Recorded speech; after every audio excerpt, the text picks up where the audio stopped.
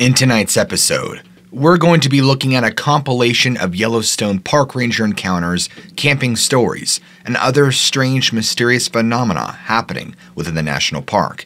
Get ready and enjoy. I very recently received an email from a man who referred to himself as Harold, and apparently, after watching my Yellowstone video, he felt compelled to share his own set of stories while working in the park from 1996 to 2002, along with sharing multiple stories of his colleagues. These stories that I'm going to be sharing with you tonight are all in 1996. Now keep in mind that in 1996, wolves at this point had already been reintroduced into Yellowstone as of 1995. On a late spring evening, by about the end of May, I believe is what Harold had said, he had received a call about a woman who was attacked by a large wolf right by the Firehole River. For Harold, this was a very disturbing call, primarily because the Firehole Canyon area is a very popular tourist spot in Yellowstone National Park, and especially during the mid to late summer months when it is open to the public. After Harold and several of his colleagues had arrived on the scene with the woman nearly grasping at straws for her own life and was bleeding out, she was attended to medically almost immediately, and fortunately they were able to save her life. But she had some pretty crazy gashes along her side and her legs where it appeared as if something with 5 digits had tried to grab her, but she had escaped.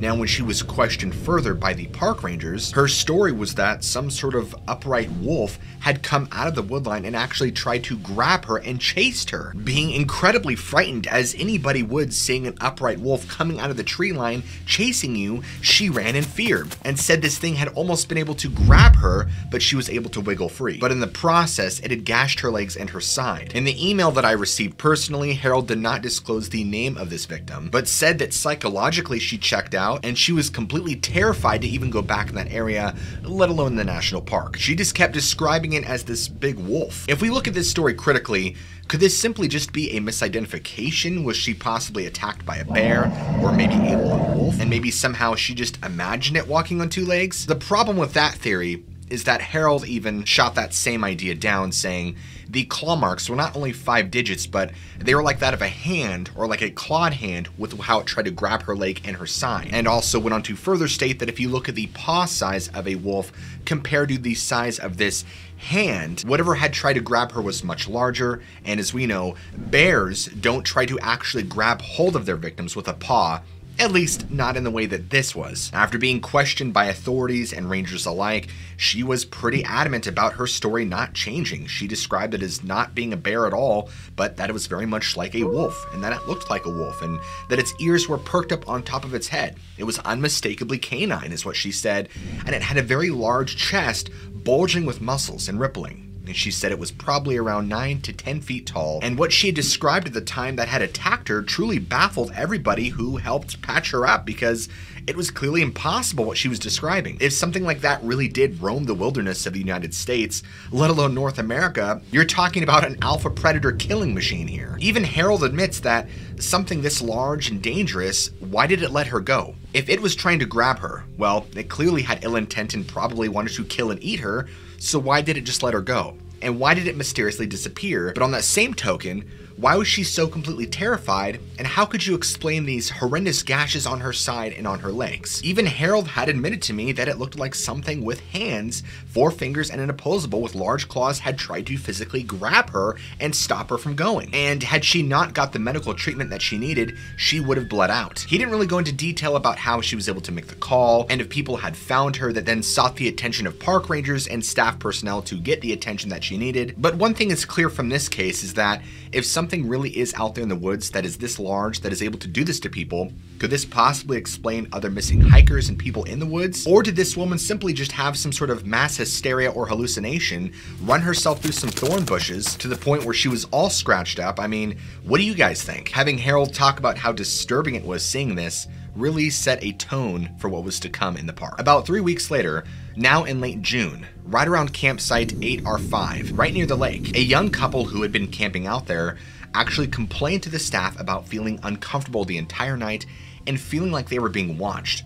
and the male also complained of hearing what sounded like a pack of wild dogs going crazy out in the woods. It apparently kept the young couple up all night, but it was more than just an inconvenience because this actually spooked them into leaving. And sure, if you look at it that way, there could be a lot of explanations for something like this, but with how scared they were, something just did not line up. And similar accounts and reports had been popping up left and right all over the park right during the same time. It was nothing ever major like bodies being found or strange creatures being seen, but just little things here and there. People talking about the feeling of being watched in certain areas of the park, or people seeing strange shadows moving amongst the trees, and even one couple who supposedly saw a glowing pair of yellow eyes watching them on a night hike. And those are just the tiny accounts and reports that had actually been complained about and talked to with staff personnel. And that's not accounting for any of the stories that had gone on unreported. And as a matter of fact, that same year in mid-July, a colleague of Harold's was walking from Pocket Lake when he had told Harold about a pretty terrifying experience that he had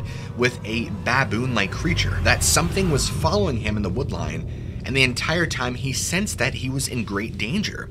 And as he looked, he could see this large, lumbering shape hiding behind the trees but slowly watching him. And as he almost made it back near the main trail, he finally caught a glimpse of this thing peering out from a large tree behind, looking at him, and claimed its face looked like some sort of misfigured baboon or something, but that it was of incredible size, probably around 10 feet tall, if not larger. He was completely terrified by this, but due to the nature of what he saw and the whole experience, he decided to keep it to himself and not talk about it to anybody else, except Harold and some other colleagues who all shared similar experiences in and around that same area. Now, Harold did not share any of those other experiences with me, but what he did share would just continue to prove the point that in 1996 and the years to come, there was definitely things going on in the park that nobody could explain. And these aren't just your typical missing 411, missing person stories. These are logical people who've worked and are working at the park at the time, who are experiencing these bizarre phenomena. Harold actually referred to this gentleman as Kyle.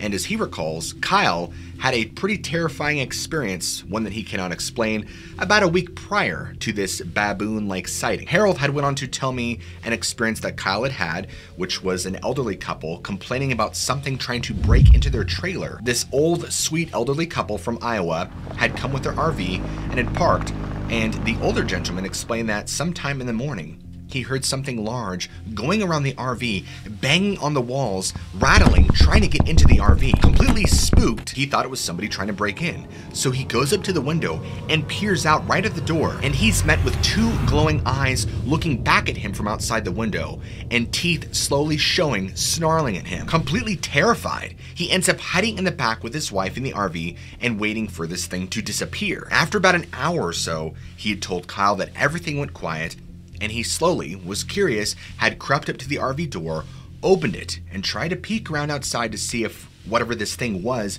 still in the area.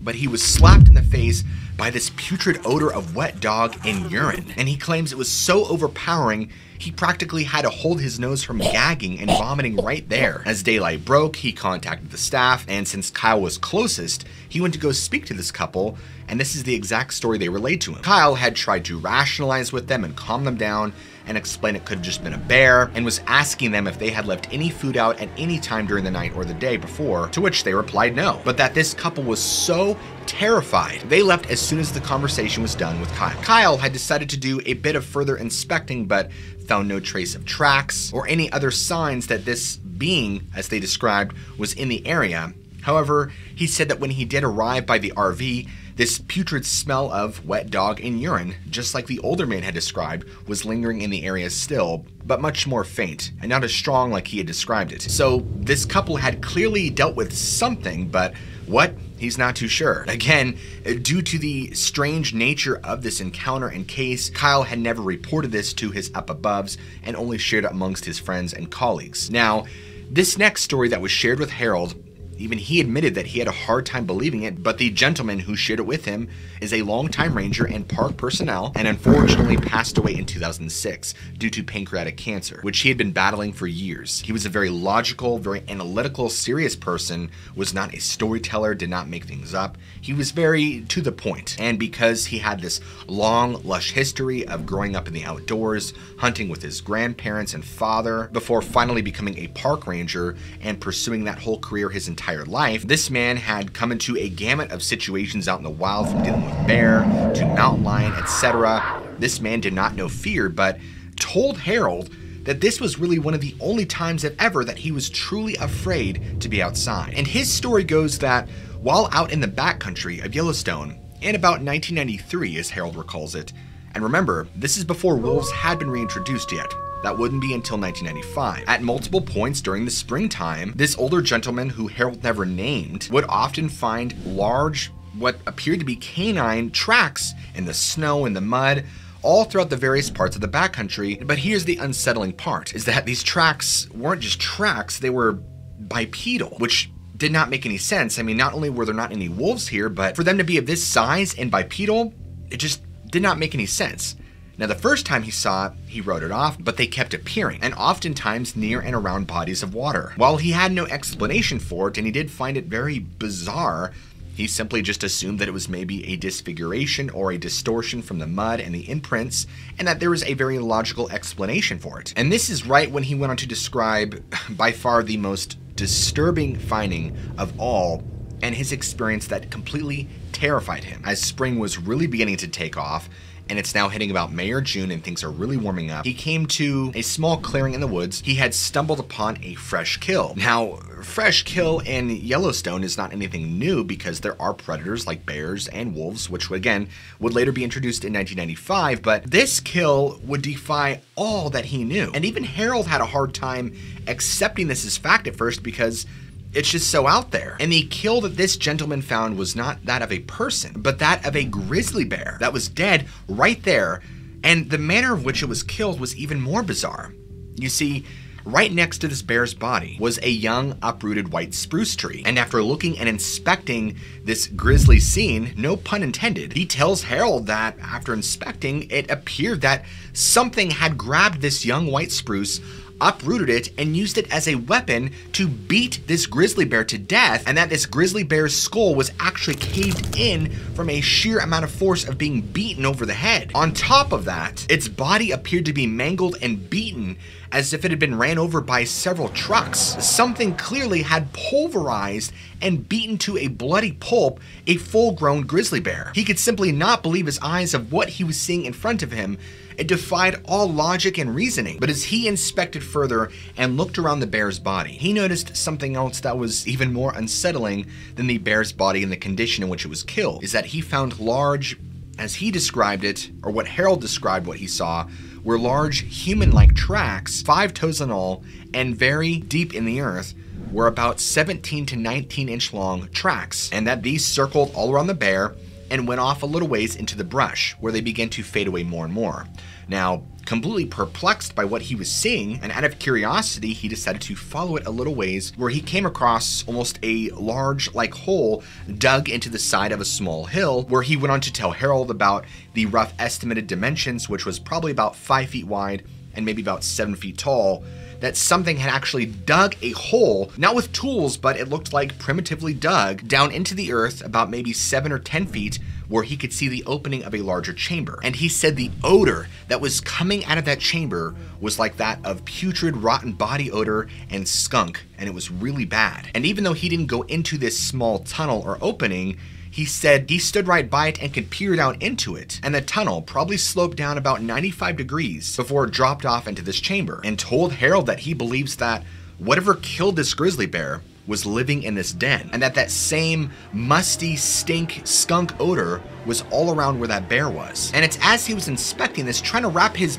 mind around what even happened and how does this even make any sense, he starts to get this sensation that something is watching him, and he feels he is in imminent danger, like something is stalking him or hunting him. Thinking instinctively, he goes to turn and leave the same way he came, And he tells Harold that as he left, he was able to see, and he didn't see this the first time, that on that young white spruce that was uprooted from the ground, there was actually dried blood all along the side of it, just like if you were to take a wooden object and beat something to death with it, there would be blood on it. This just further spooked him even more, and as he was leaving, he could hear something very large barreling through the woods coming after him. And whatever this was had abruptly stopped right by the opening where the tree line is. And he said he could hear it breathing really heavily. And it reminded him of somebody who had long suffered with emphysema or some sort of respiratory disorder. He was able to escape out of there with no harm being done to him, but tells Harold that that was the most terrified he has ever been and could not explain the scene in which he had found that day. Harold tells me that he and his colleagues had never found anything quite as disturbing as that, but that another one of his colleagues, and also close friend whom he worked with for several years,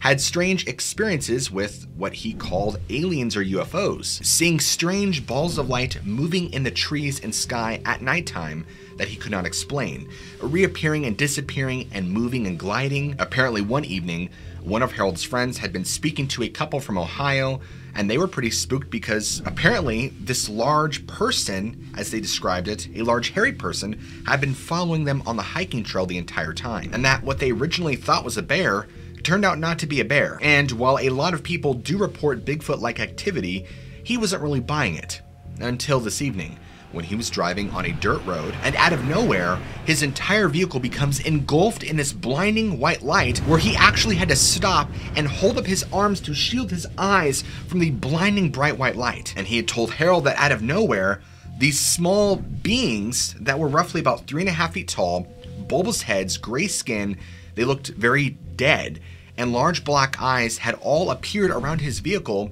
speaking to him telepathically, telling him the time in which he was going to die, and that they were there to warn mankind of the coming disasters, and the only way to save themselves was to leave the planet. He said after that his memory turned blurry and he just remembers awakening at the side of the road where it had last happened, and said it felt so very real, and it was unlike any dream or any experience he's ever had. He's had no past experiences of hallucinations or using any sort of drugs, and tells Harold that the experience completely terrified him, so much so that he actually had to go and get a psych eval. And it was during this exact same experience that 4 hours of time had somehow gone by, and he said to him he could have sworn it had only been about 3 or 4 minutes. And there also appeared to be 2 small horizontal puncture wounds right on the back of his neck. Upon further inspection by medical professionals, there wasn't anything under his skin, there wasn't any alien chips or anything probed into his flesh, no metal plating or any sort of crazy inscriptions, just 2 small horizontal puncture wounds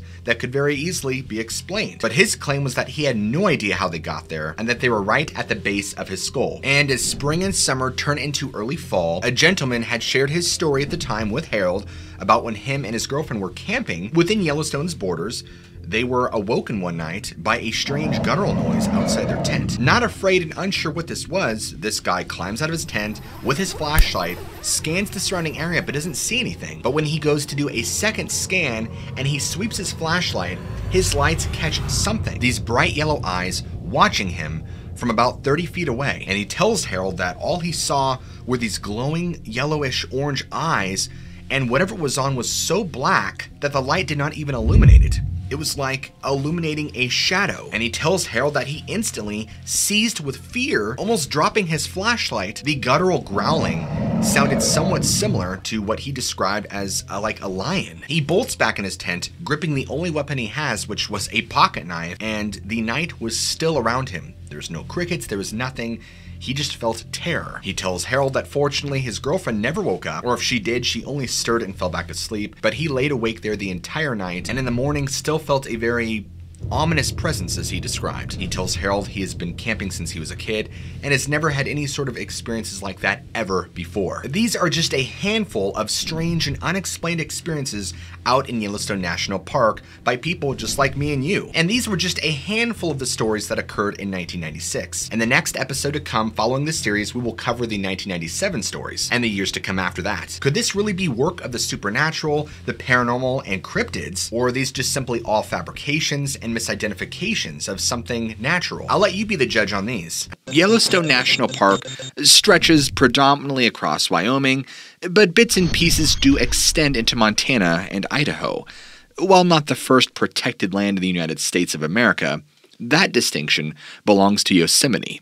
Yellowstone is nonetheless historically relevant and important, representing the nation's first national park. In fact, just 8 short years after President Abraham Lincoln protected Yosemite, similar legislation was put in place to protect this portion of Wyoming. Because Wyoming was not yet a state at the time, the responsibility for managing the land fell to the federal government. And thus, Yellowstone National Park was born. Yellowstone sits in the middle of a gigantic semi-dormant volcanic caldera. Here, the crust of the earth is thinner than most other places on the planet, and portions of the landscape can appear almost hellish. Megafauna like bear, elk, and bison navigate volatile geysers and sulfurous hot springs before returning to the safety of the park's more expansive prairies and forests. Even without the intrusion of the paranormal, Yellowstone is a terrifying place. As American mountaineer Jim Bridger once said, the park almost looks like the place where hell bubbled up. This deep-seated fear exists for a good reason. In fact, for decades, scientists have been warning that this massive supervolcano underneath the park may not be as dormant as we would like to believe, and that this is in fact overdue for an eruption. While volcanoes don't exactly stick to rigid schedules or human concepts of time, Yellowstone has exploded on an average of every 600,000 years, and it has been 631,000 since its last eruption. Should this take place today, no one on Earth would be safe from the ramifications. You see, ash would cover the United States from the Pacific Northwest to the southern tip of Florida. 4 inches could even cover parts of Canada, while states in the immediate vicinity would be buried beneath 10 times as much ash. Access to clean water, food, and communications would be crippled across the entirety of North America, and the fallout would continue for years, if not decades. The ash impacting public utilities and degrading buildings. Even those on the other side of the planet would greatly suffer should Yellowstone ever erupt. The impact to the climate alone, and by extension the crops needed to sustain our planet of nearly 8 billion people, would be simply devastating. Does this latent energy, barely held under control beneath the landscape, somehow contribute to Yellowstone's storied history as a supernatural hotspot? Before diving in Yellowstone National Park's paranormal pedigree, a terror of our own making is worth mentioning. In 2005, Michigan State University professor of law, Brian C. Kalt, unearthed a zone of death in Yellowstone which could theoretically allow individuals to evade prosecution of serious crimes, and even get away with murder. It's a bit complicated, so let's explain. Since Yellowstone National Park was established prior to the admission of Wyoming, Montana, and Idaho into the Union, the federal government of the United States ultimately exercises jurisdiction over the land. However, the Sixth Amendment of the United States Constitution explicitly states that a jury must be comprised of individuals who reside in both the federal and state district where the crime took place. This normally isn't a problem in Yellowstone, with one exception. In the portion of Yellowstone National Park that spills into eastern Idaho, Professor Kalt noticed a narrow band measuring 50 square miles where no one lives. In order to be constitutional, a trial for any crime committed there would require that its jury draw upon citizens who are both Idaho residents and under the federal jurisdiction of Wyoming. Put another way, jury members would have to live in this portion of the park that crosses over into Idaho. While plenty of people live in the Wyoming and Montana portions of Yellowstone National Park, there are no permanent residents living in this specific portion of Idaho. Seating a jury is impossible. Furthermore, Kalt noted that any crime taking place in this zone of death could not be prosecuted by the state of Idaho, since the park is under federal jurisdiction. Even if people did live in this portion of Yellowstone, trials must take place in the jurisdiction where the crime was committed. And there are obviously no courthouses in the area either. In short, someone could theoretically kill another person being in this specific area, the zone of death, and walk away scot-free, as they would have no access to a fair trial. Any charges would have to be simply thrown out.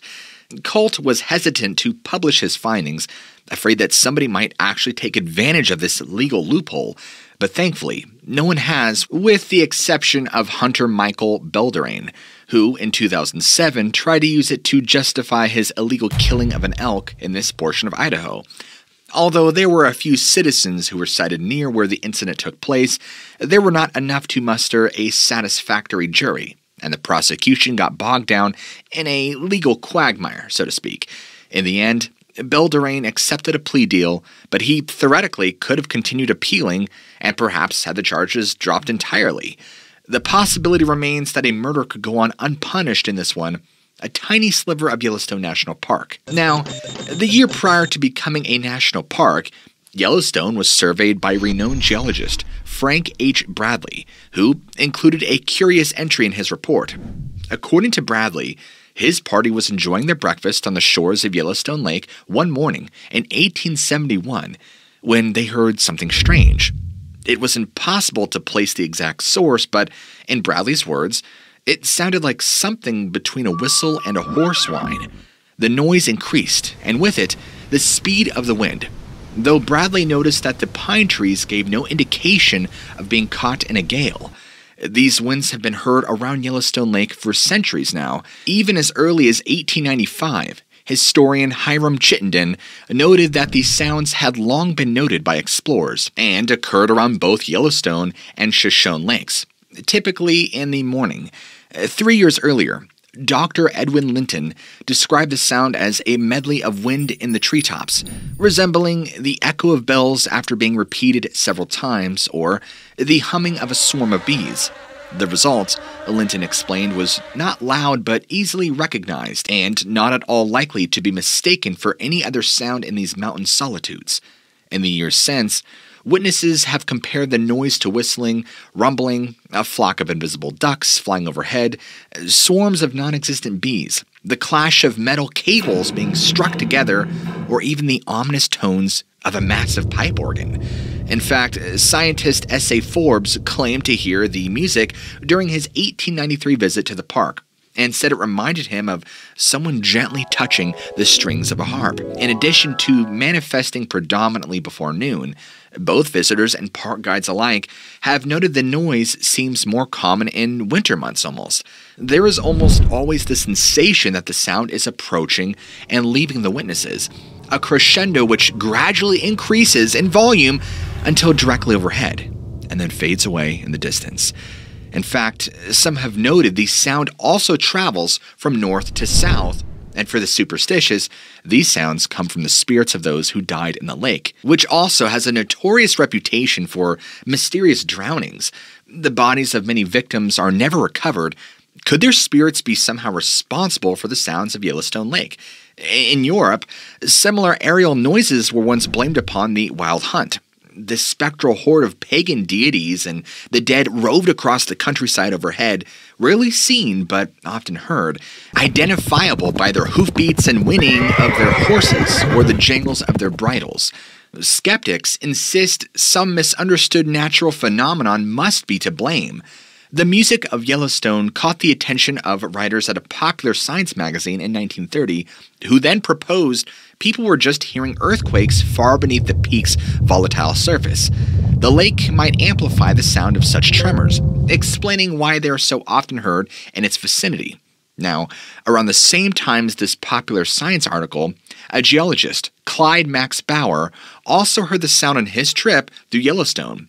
Bauer, too, agreed with the assessment. They sounded like bees, or perhaps telegraph wires, clanging in the wind. He, however, seemed less sure than the magazine journalist, and could offer little in the way of an explanation. Since an answer still eludes us, people have proposed a number of possibilities for the sounds over the years. Some like to blame government interference, specifically the High Frequency Active Auroral Research Program, otherwise known as HAARP. This organization seeks to explore the Earth's ionosphere, earning it a reputation for interfering with our weather patterns or attempting to weaponize our own atmosphere. HAARP is a poor solution for the Yellowstone sounds. However, as it was only founded in 1993, the sounds well predate its creation. Still, others blame the sounds on a variety of other supernatural occurrences. In addition to ghosts, they point to the evidence that something else lurks in Yellowstone National Park. perhaps UFOs or Bigfoot. This seems possible as the area has no shortage of exemplary eyewitness reports where both have been encountered. It's almost cliché to expect reports of large hairy hominids from America's national parks, but Yellowstone's Bigfoot sightings are notable in 3 key ways. First, many of the sightings are clear and unambiguous. Second, many come not only from tourists, but from respected government employees working in and around the park.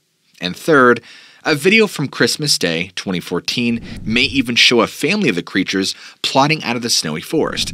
As recently as 2002, a family of 4 saw a Bigfoot in broad daylight from the northwest side of Yellowstone's Mount Washburn.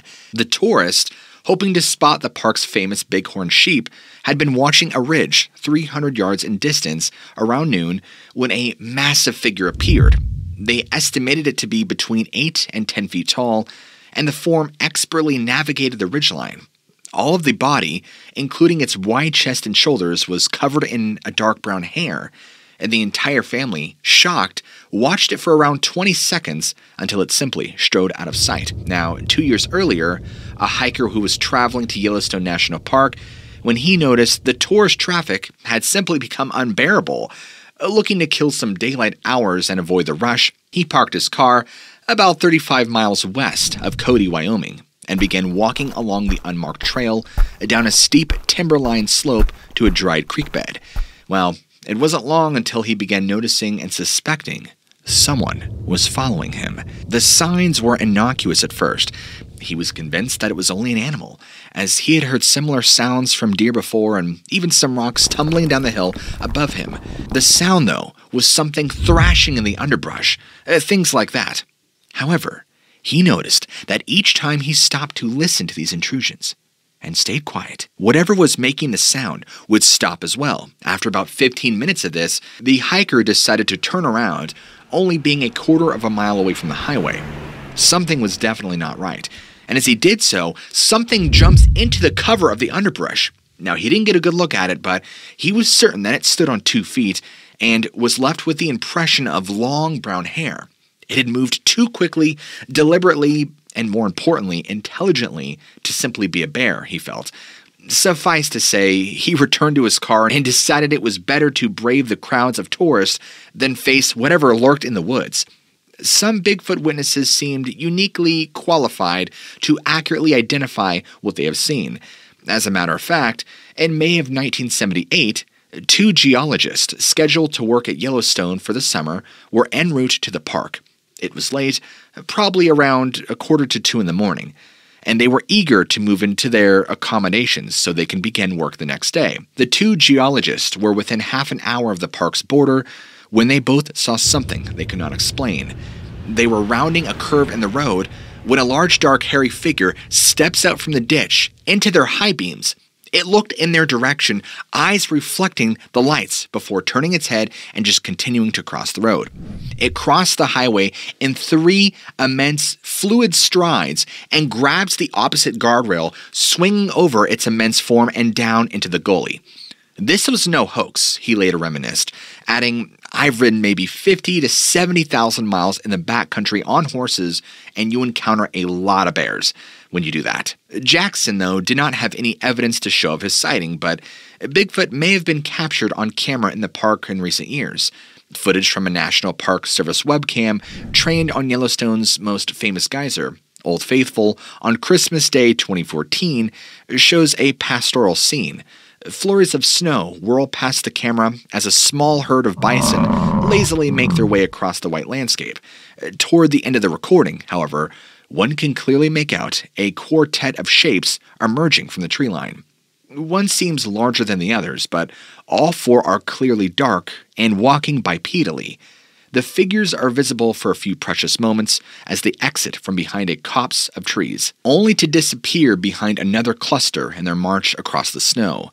The leader appears again, but just as the rest of the group is about to re-enter the field of view, the operator zooms out and shuts off the camera feed. The shutdown's abrupt, convenient timing has led many to speculate that the National Park Service has no desire to let the public know that Yellowstone harbors a race of tall, hairy giants, Interestingly, they are much more open about the possibility of another mysterious race who may have once existed on the property. When the first white man stepped foot onto the Yellowstone Plateau in 1807, he realized he was not alone. According to mountaineer John Coulter, the entire area was inhabited by a tribe of indigenous people who called themselves the Tucutuca, or in the tongues of other tribes, the Sheep Eaters. Although preliminary interactions with these people were positive, over the years the Tucutuca, or Sheep Eaters, would gain an unfair reputation as primitive, hostile savages. This interpretation is today regarded as entirely fabricated, based upon their lack of reliance upon horses. In reality, the Tucutuca didn't need horses because they nomadically followed Yellowstone's herds on foot. Moreover, they were far from primitive, having been attributed 3 separate innovative technologies: soapstone cooking pots, sheep horn bowls, and coral traps, which they used for hunting bighorn sheep. This is where the Sheep Eaters name comes from. The tribe's lifestyle seemed to revolve around the sheep, which provided them not only with their primary dietary source, but also their clothing, in the form of hide and other valuable resources like sinew, fat, hooves, and horns. Today, the Tucutuca are recognized as once being a band of Shoshone whose traditional home spanned the Salmon River and the Sawtooth Mountains. Unfortunately, settlers and the tribe were destined to clash. Without any real basis, the deaths of 5 Chinese miners near Yellowstone were blamed on the Tucutuca, leading then to a series of bloody conflicts known as the Sheep Eater War of 1879. When all was said and done, 51 members of the Tucutuca tribe were captured and forcibly removed. The tribe remains somewhat mysterious. In essence, there are 2 versions of them that are described today: that of the peaceful Tucutuca and that of the primitive, almost magical Sheep Eaters.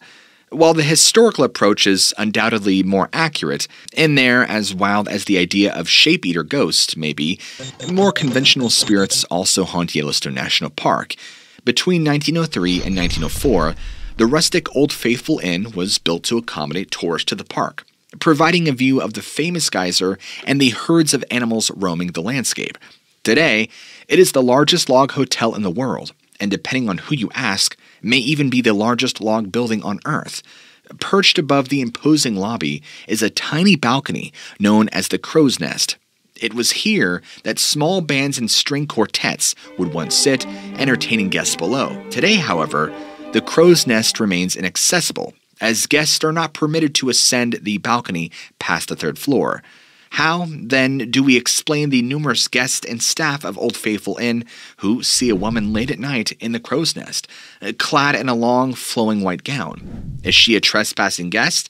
This might be possible, but since she is sometimes holding her decapitated head under her arm, we might find a better answer in the hotel story. See, according to staff, in 1915, a teenaged Harris had just learned that her father had arranged a marriage between her and a young man from another wealthy family. She was despondent as her heart had already belonged to somebody else, a servant in her father's employ. The father, shrewd but not unsympathetic, offered a substantial dowry to the couple under the condition that she be cut off from the family's wealth after their marriage. He thought this might persuade the couple to break it off. Instead, his daughter and her fiancé called his bluff, and the 2 were happily married. The 2 then decided their honeymoon would be a road trip, culminating at Yellowstone National Park's Old Faithful Inn. Their joy, however, was short-lived. The new husband had spent all of their fortune drinking and gambling on their way to the park, and as they checked into room 127, it was apparent their funds were now running low. One night, staff heard the couple engaged in a vicious fight behind the closed door of their hotel room. It culminated in the husband storming out and slamming the door. They were alarmed when several days passed and neither husband nor wife had entered, nor left the lodging. When they finally performed a wellness check, hotel workers were appalled to discover the room in shambles. Bedding was strewn everywhere, fixtures broken, and lying in the bathtub, full of her own blood, they found the decapitated bride. Her head, though, was nowhere to be seen. And it wasn't until some time later that, responding to complaints of an awful stench wafting from the Crow's Nest, staff finally discovered the rest of the young lady. Her husband had stashed her head on the small balcony. Today, She still haunts the hotel, wearing her bridal gown for all eternity. At least that's how the story goes. According to former assistant manager of the Old Faithful Inn, George Boorman, he fabricated the entire tale in 1983 after hearing disembodied footsteps in the hallway. People still see the bride, however, both on the crow's nest and when they stay in room 127. This could imply two things. Either Boorman was trying to capitalize on actual folklore, or somehow the legend has taken on a life of its own. In addition to this half-fictional phantom, the Old Faithful Inn also boasts the ghost of a lost boy, who runs up to strangers in tears asking for help, only to vanish moments later. There are also reports of glowing orbs, slamming doors, fire extinguishers levitating off their mounts, and perhaps even the ghost of architect Robert Reamer, who actually designed the hotel. Other structures in Yellowstone National Park are haunted as well. Park employees working around the Roosevelt Lodge cabins, built in the 1920s, often have their objects mysteriously misplaced, or find the horses with their saddles removed when no one's looking. One of the more reliable hauntings is the sound of a tin cup being banged on the walls of the staff quarters at about 3 in the morning. The Lake Yellowstone Hotel, while less famous than its park counterparts, also sees its share of paranormal activity. Among the ghosts said to haunt the property is an elderly employee, still wearing his uniform.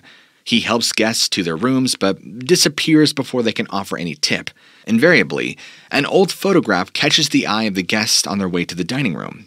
In it, they recognize the bellman who helped them, but learn that the man in the picture has been dead for decades. In 1988, a forestry worker and his crew were fighting fires in the Montana portion of Yellowstone when they spotted something they had never witnessed before in the park.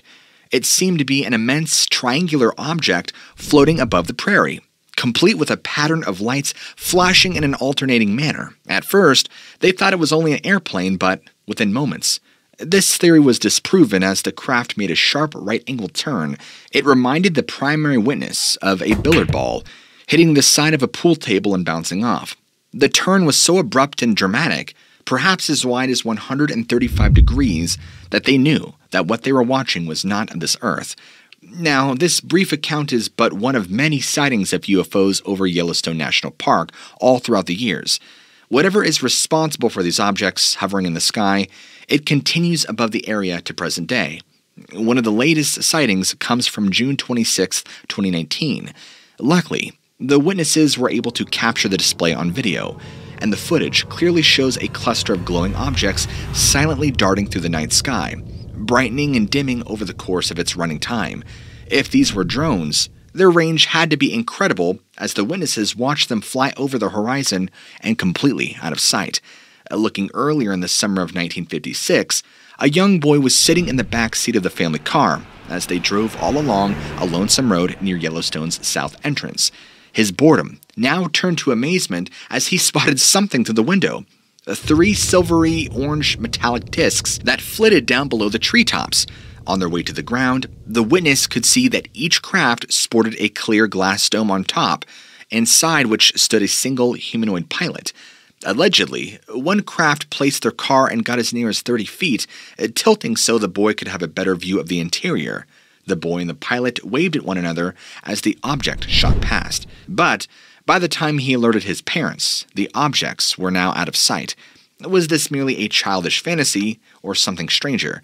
I guess one would ask, how could a 5-year-old imagine something so strange? One of Yellowstone's most famous and unsettling encounters is in October of 1976, the experience, one of Woody Polston. Polston was actually sky watching for UFOs in the park at the time, and thought maybe he could signal to any craft in the area by shining his flashlight into the sky. He continued this vigil for several days without any results, until one evening, it paid off. 2 large aerial shapes came into view.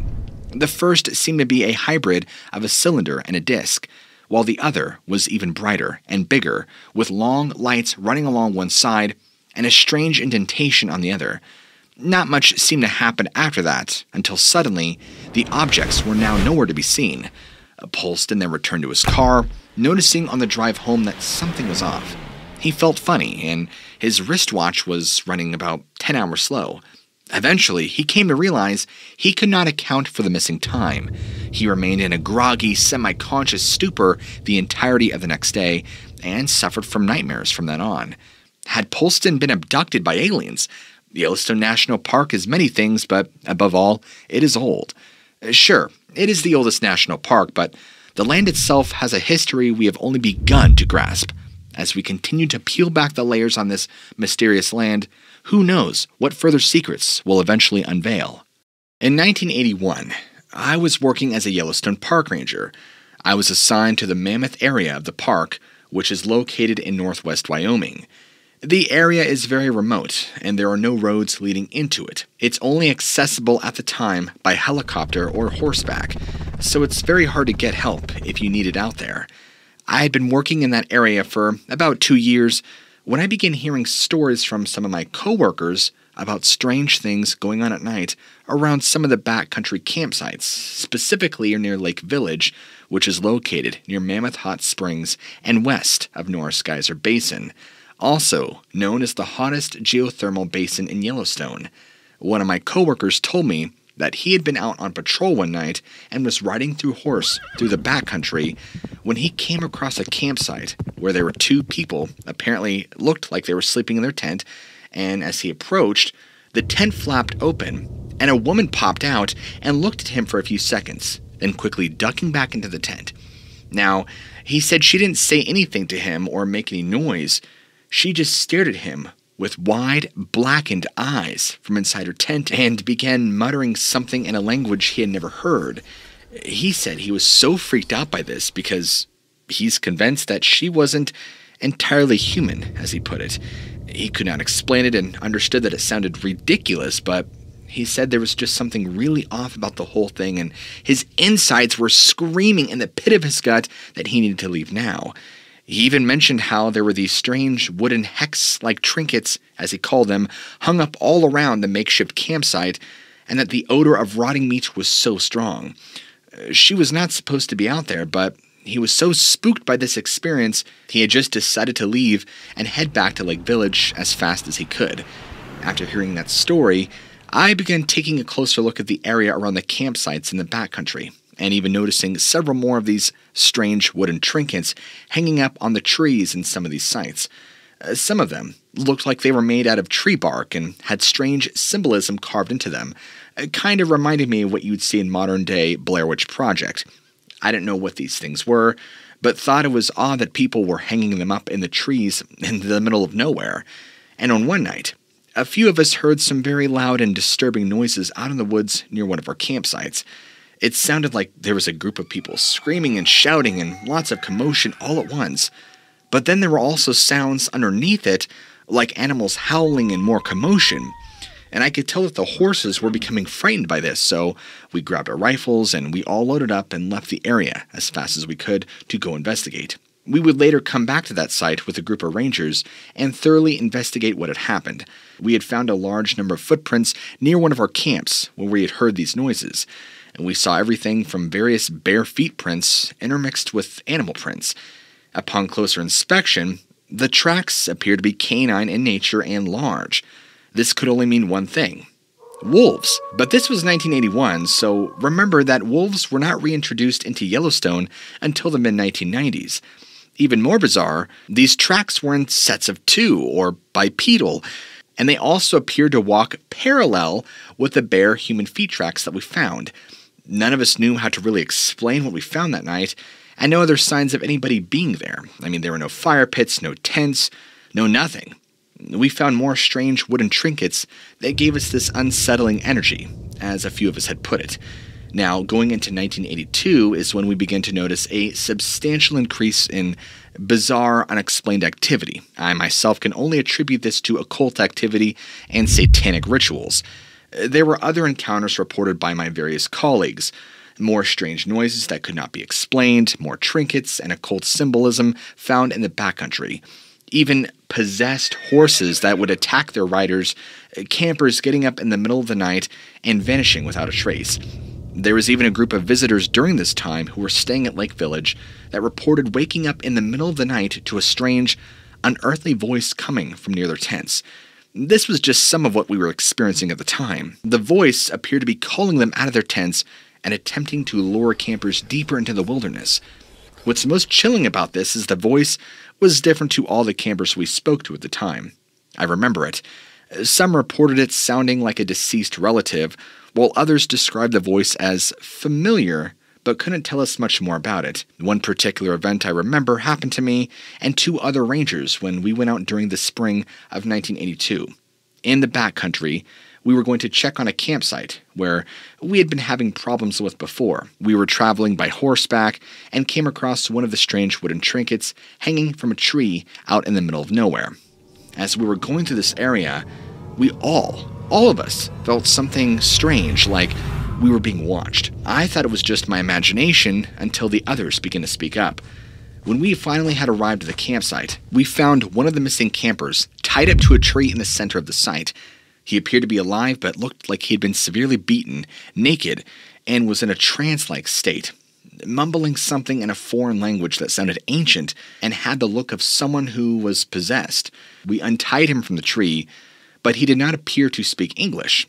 So we brought him back to Lake Village with us, and after asking around, we found out his name was Kame, and he was from Russia. He told us that he didn't know how he had gotten there or what happened to him. In fact, he has no idea even coming into Yellowstone. He would later disappear from the area a few days later, and we never saw or heard from him again. And I've thought about Kame often over the years and wonder if he was part of this bizarre activity that we were not only seeing, but experiencing. What was he doing out in the backcountry of Yellowstone, and what happened to him after that night? He was hardly ever reported missing, so I have no idea what became of him. But I often wonder that if we had not found him at that campsite, would he have wound up like some of the other campers who vanished? We obviously have no answer for that, but I would like to think.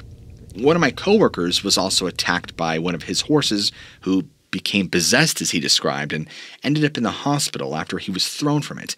He claims that while he was riding back to Lake Village, the horse's eyes turned black, and it began to head in the opposite direction than where he was trying to get it to go.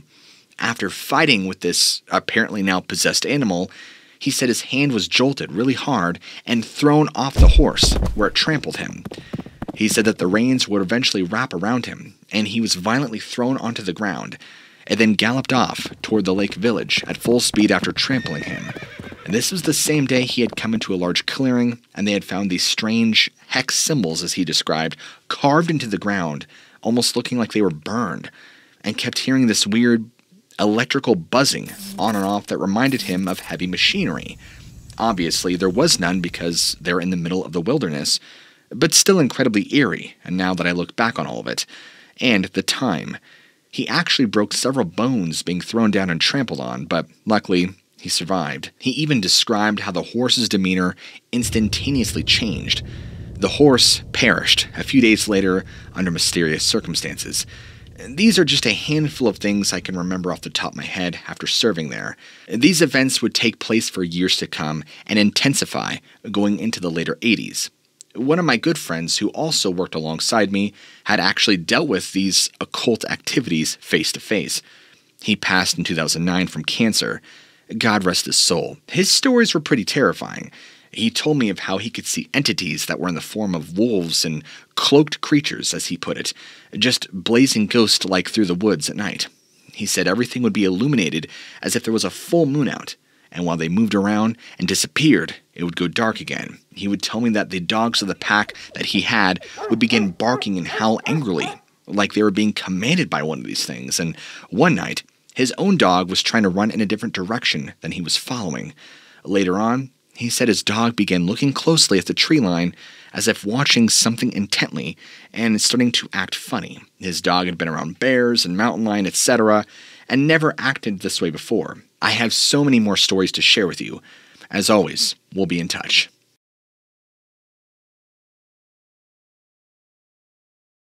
I was a ranger in Yellowstone for about 18 years now. I had retired and moved to the Pacific Northwest in 2016, but I still visit Yellowstone often and remain friends with many of my former colleagues. This encounter happened during the fall of 2008 near Canyon Village on the north side of the Grand Canyon of Yellowstone, right off the Grand Loop Road, Route 89. It was nighttime, around 8 p.m., when my wife noticed something unusual while driving our car down Highway 89, heading towards West Thumb Geyser Basin, also located near Canyon Village. The area between Roosevelt Arch and West Thumb Geyser is very remote at night, with only 2 gas stations for light along the Grand Loop Road, one at each end, approximately 10 miles apart from each other. In addition, there are also small clusters of campgrounds. Anyway, as we're driving through the north entrance gate into Yellowstone National Park, we both saw a beige-colored 4-legged animal running alongside our vehicle next to an empty trailer hitch on the back of a blue pickup in front of us. The animal was keeping pace with our vehicle and ran like a dog or a coyote, but it was much larger than either one.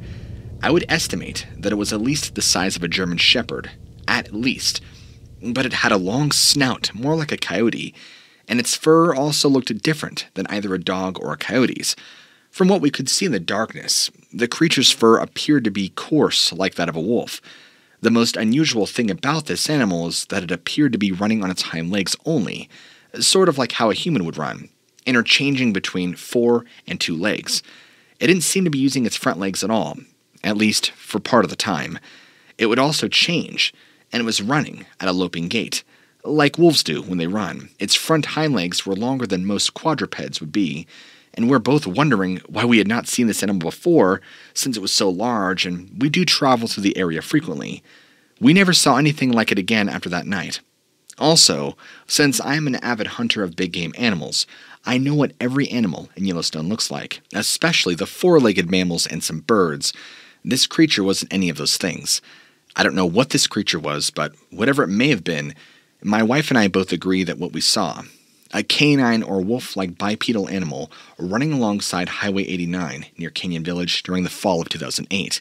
The fact that it could interchange between 4 legs and 2 legs at its own whim is impressive and terrifying. And I think what disturbs me most about the story is that whatever animal we saw that evening clearly was not a natural inhabitant of Yellowstone National Park. Also, my father shared an interesting experience that coincides with what happened to me.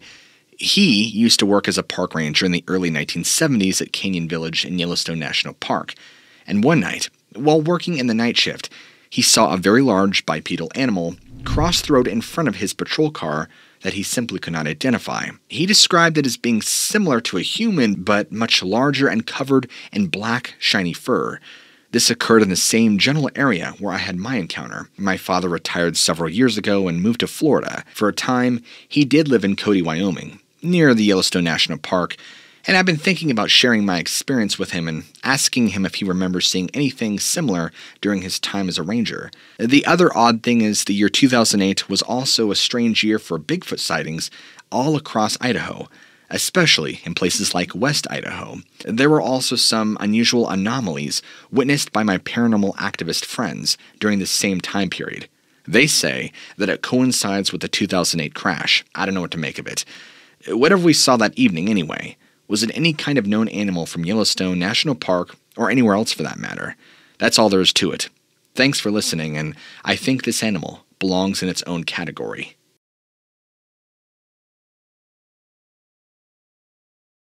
It was 1997, and I was working in the Yellowstone National Park, in the Forest Service.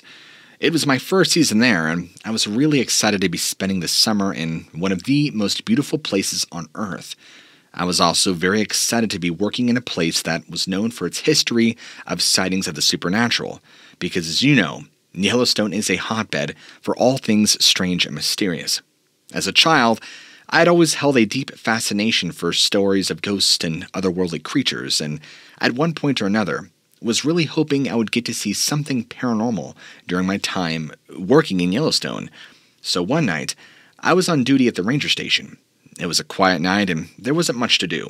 I was sitting at my desk, going through my paperwork, when I heard a noise just outside. It sounded like something really heavy was moving around in the bushes.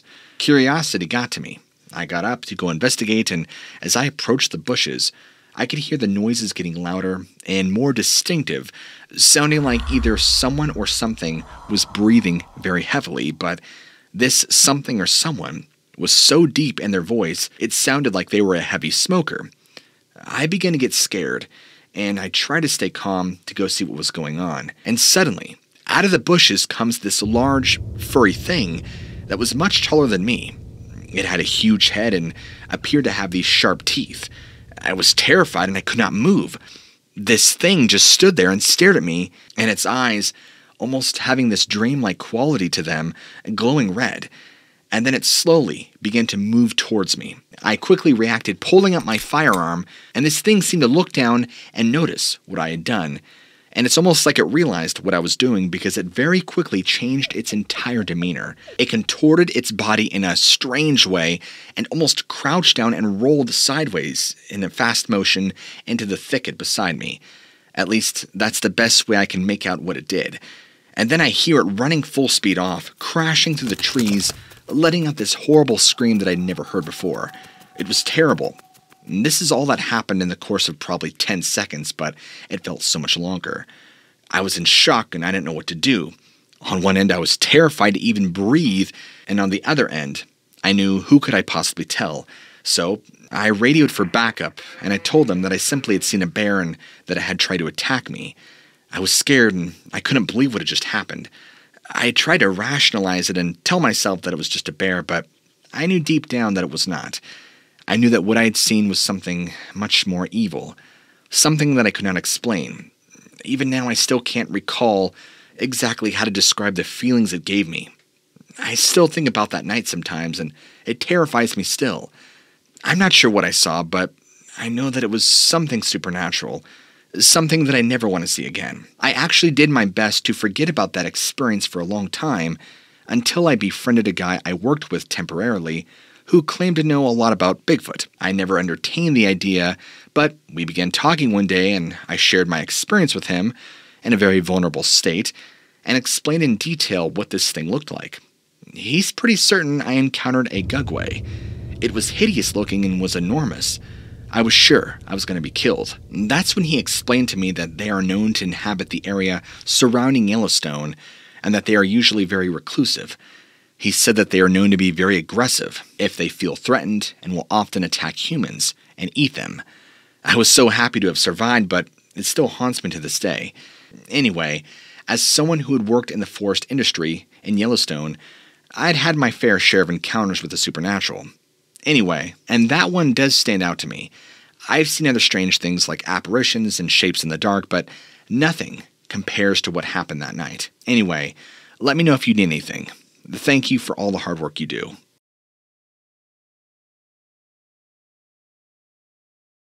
Born and raised in North Dakota, but have lived in Montana for the past 10 years now.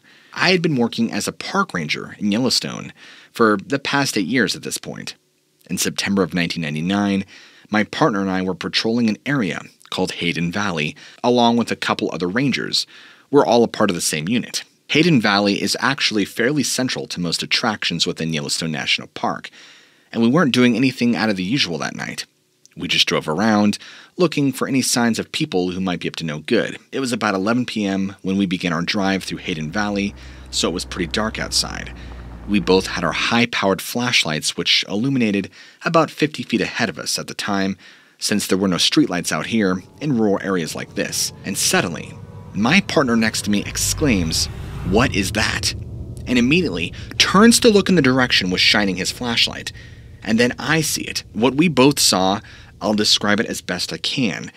It appeared to be this large, winged creature that looked vaguely reptilian. It was hard to say how big it was because it was so far away, but it had to have been at least 10 feet from head to tail, and its wingspan appeared to be even larger. The creature, which we were in disbelief at seeing, by the way, was gliding through the air slowly, almost as if it was stalking prey. We watched it for a few seconds in shock before it suddenly took off flying at an incredible speed into the darkness. We were shocked and disturbed, all silent for a few seconds, just trying to make sense of what we saw, and I asked everybody if they had seen what I had seen. We all corroborated our details that we saw the same thing. We all agreed that the best thing to do in this situation was to keep driving so that we did not stumble upon whatever that thing was in hopes that it was not hunting. After driving through Hayden Valley for about another 15 minutes, my other partner noticed something in his rearview mirror, which appeared to be these flickering lights on an extremely large vehicle. We stopped the car immediately, and I turned around in my seat, looking out the back window. However, all we could see was a sea of pitch black behind us, with no sign or sound of any other vehicles being present on the road at this hour. My partner then told me, "It's right behind us." And as anxiety began raising rapidly, after seeing that winged thing earlier, the anxiety never went down, but suddenly, it appears that whatever was following us, which there was definitely something following us, had disappeared into thin air. We all get out of the car, flashlights in hand, looking around for anything, but saw nothing. And the feelings of being followed and watched persisted. Now, a few weeks after this incident, after we all had agreed to keep quiet and to not tell anybody for fear of complete ridicule, I actually told one of my good friends about what had happened, and he has also worked in the Forest Service. He told me that he had actually seen the same thing I had seen, flying overhead while hiking with his girlfriend just a few months prior. His description of it was like a giant bat with long, sharp claws, and needless to say, I was not surprised to hear that somebody else had seen the same thing because Hayden Valley, after all, is very large, and there have been numerous sightings of unidentified flying objects in and around Yellowstone National Park. After all, UFOs do make up a history of a lot of national parks anyway. To be frank with you, I have no idea what that creature was that my partners and I saw flying through Hayden Valley on that September night 10 years ago. But whatever it was definitely not anything I'd ever seen before. And trust me, I've seen a lot of crazy stuff in my 8 years of working. My best guess is that it was some kind of unknown species of large bat. But whatever it was definitely one of the most bizarre and unexplainable things I've ever witnessed. As I'm writing this, it is currently December of 2009. I hope all who read this post have a wonderful new year and that their 2010 is as eventful as ever.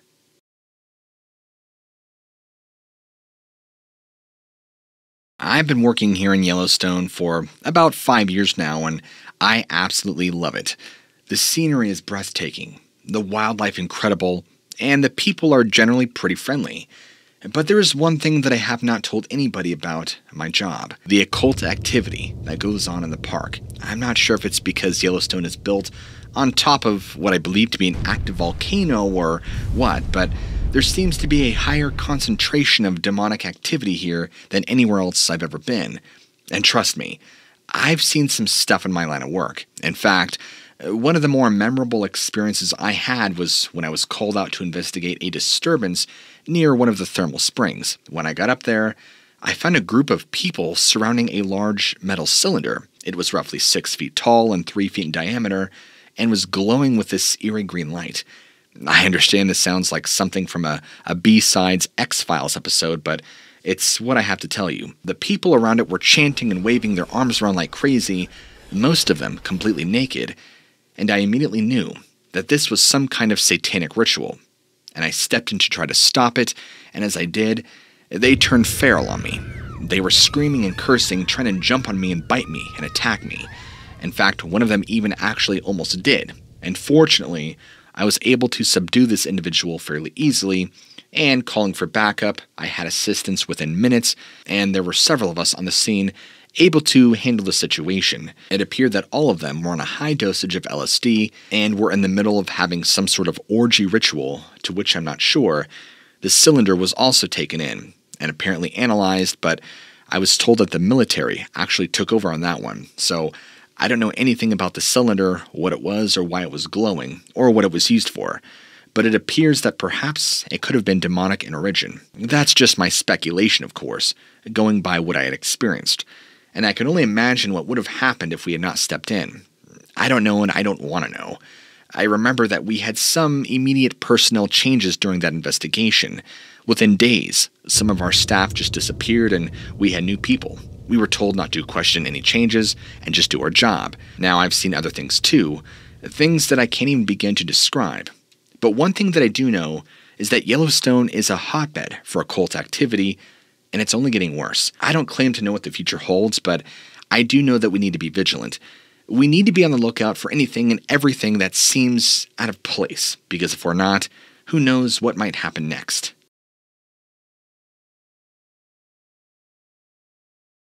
For the last 10 years, I've seen countless grizzly and black bears, wolves, bison, mountain lions, elk, and other wildlife in my career at Yellowstone.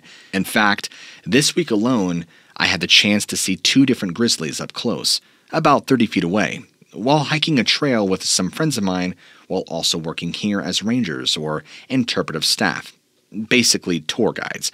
They were both within Hayden Valley, but that's not necessarily important right now because what happened to me on Friday night was much more chilling than any bear sighting could ever be.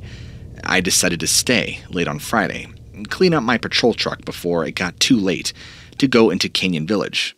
This is where I work my patrol shifts and about once every 2 weeks throughout all 4 seasons.